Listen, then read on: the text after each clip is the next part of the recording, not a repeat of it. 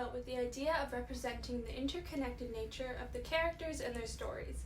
Each person has their own important experiences that had a butterfly effect on the overarching story, and we represented some of the main characters with their own patches. Starting with Abdullah on the top, we gave him the symbol of sandals because part of being able to fully grasp the story is going along on this journey with everyone and imagining yourself in their shoes with the knowledge that their morality and motivations are gray and nuanced. Abdullah was forced to listen to his father's folk tale in the beginning, which taught him that despite the obvious tragedy of losing a family member, it is more important to consider their future prospects and make decisions based on that. Abdullah was forced to accept his sister's disappearance from the perspective of Perry's future within a wealthier family. Nabi is also centrally located and represented by a taxicab because of his actions in facilitating Perry's adoption and really kickstarting the plot.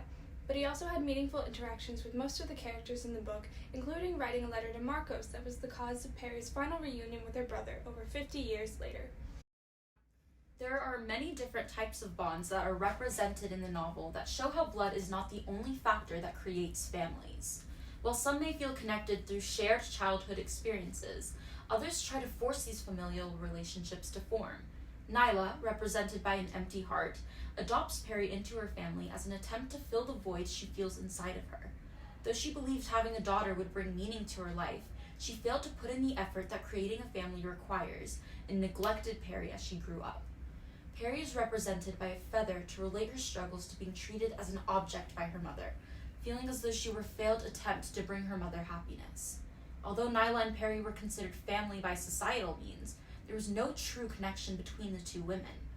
Nyla, at the end, even makes Perry doubt their relationship, forcing her to wonder if it was even your womb that I grew up in.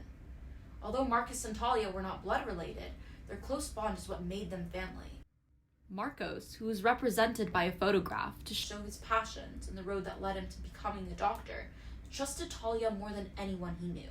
He often listened to her advice and fell to her for support when he needed it most. Talia, who was represented by a German shepherd to show her strength and bravery, as well as her loyalty and supportiveness of Marcos, found support from Marcos in return when she decided to stop wearing her veil. Their trust and support for each other helped create a bond that nobody could doubt was familial. And talking more broadly about the nature of relationships, one of the biggest contrasts in the book was whether characters acted selfishly or dedicated themselves to serve others. Idris's story with Roshi is a huge turning point in this idea because you start off understanding Idris as a more contemplative person, and it's a sign of his selflessness, especially when compared to his more outlandish and even adulterous cousin. But the symbol chosen for Idris is a broken VHS tape for a reason, as he used those to bond with a patient named Roshi in the hospital, so much so that she considered him an uncle, but ended up forsaking her interest for his own comfort back in America.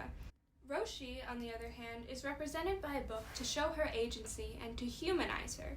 When she grows up and becomes a writer, she talks about her struggles, but pointedly leaves Idris out of the novel as an act of mercy for his family and reputation, sacrificing her own story since Idris had been a huge, if negative, part of her life at the time. Perry's life is another example of struggling between these two extremes, as it was Abdullah who sacrificed his best shoes to give Perry objects of enjoyment, as opposed to Nyla, who selfishly constrained Perry's actions and ambitions. Time and the art of forgetting is something that is explored all throughout the novel. Is memory always a good thing? Can time heal most anything? Throughout the entire novel, Abdullah's love for Perry never faded. Although he wasn't able to see her again until the end of the book, he made sure to keep her memory alive by sharing his stories with his daughter, who he named after his sister. Remembering Perry brought meaning to his life, and sharing their childhood memories to his daughter brought joy to his family. She was a positive light in his home, despite not having seen her for decades. Perry, Abdullah's daughter, is represented by a paintbrush to show her love for art, and how she uses art to reflect on her own experiences. Although Perry never met her aunt, she felt connected to her through the stories that Abdullah told of her. For Talia, forgetting her bullies and moving on from her past life was the best thing that could have happened to her. Even though her face was torn apart by a dog as a young girl, she chose to not let it define her, and became comfortable in her own skin. Forcing herself to forget the memories that used to pain her led to Talia becoming a stronger and braver person.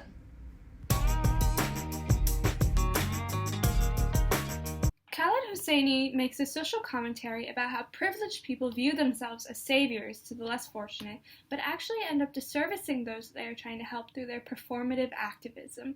It is because their actions are misguided by their personal motives rather than any altruism to give people back their agency that they fail to create any lasting and meaningful change and can actually end up harming people instead.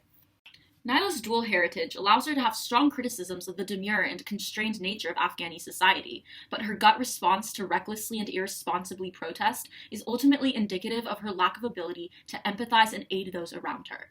When Nyla was first presented with the opportunity to help Perry and her family, she felt elated. She knew she wanted to create a family for herself, to fill the void inside her heart, and purchasing a daughter from a poor family when she couldn't have her own seemed like a win-win situation. But it wasn't long before Perry became a burden to her lifestyle, and when she neglects Perry, Perry internalizes those feelings of not being enough. Nyla's rebellious move to abandon her husband and take Perry to France in the hopes of finding a better life actually alienated Perry from the people inside her life, with nobody she felt she could trust.